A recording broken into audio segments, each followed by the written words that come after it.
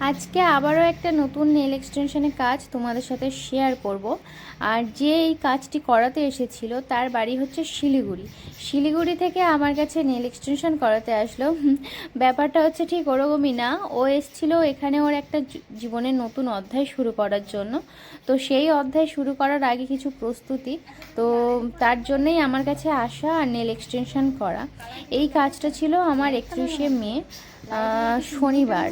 আর ওর দিদি আমাকে মে মাসের 24-25 তারিখের দিকে আমাকে ফোন করে বুকিং করে, সেটা হচ্ছে জুন মাসের 1 তারিখের জন্য। কিন্তু জুন মাসের 1 তারিখ জামাই ষষ্ঠী, সেটা আমার খেয়াল ছিল না, সেই জন্য আমি প্রথমে হ্যাঁ বলে দিই।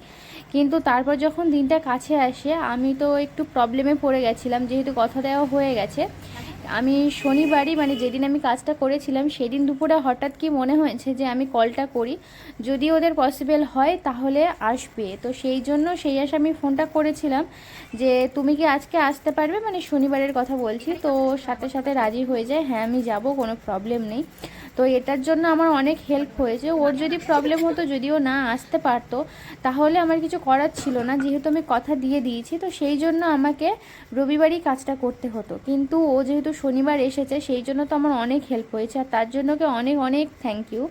তো যাই হোক, এই কাজটা করার সময় আমি ওকে জিজ্ঞেস করছিলাম যে তুমি কীরকম কী কালার করতে চাও। তো ঠিক বুঝতে পারছিল না কি করবে না করবে, আগে কখনো নেল এক্সটেনশন করেনি। তো ওই জন্য বলছিল বেবি পিঙ্কের উপর। আমি বললাম না, যেহেতু তুমি ওয়েডিং পারপাসে করছো তো তুমি রেডের উপরে রাখো, তাহলে তোমার হাতটা আরও বেশি দেখতে ভালো লাগবে। তো ওই জন্য কিছু বলেনি, বলল ঠিক আছে বেশ, তুমি যেটা ভালো হয় সেটাই করে দাও। আর আমি সেই রকমভাবেই কাজ করছিলাম। তো এখানেও স্টোনটা আমি বসাচ্ছিলাম। ও প্রথমে স্টোন বসাতে চাইছিল না, ও ভাবছিল যে স্টোনটা হয়তো কিছুদিন পর উঠে যাবে, 2-4 দিন পর। তো তোমাদেরও যাদের সন্দেহ আছে স্টোন নিয়ে, স্টোন বসাতে তোমরা অনেকে চাও না, ভাবো যে স্টোনটা আমি বসালাম 2-4 দিন পর হয়তো স্টোনটা উঠে যাবে, শুধুমাত্র নখটা থাকবে।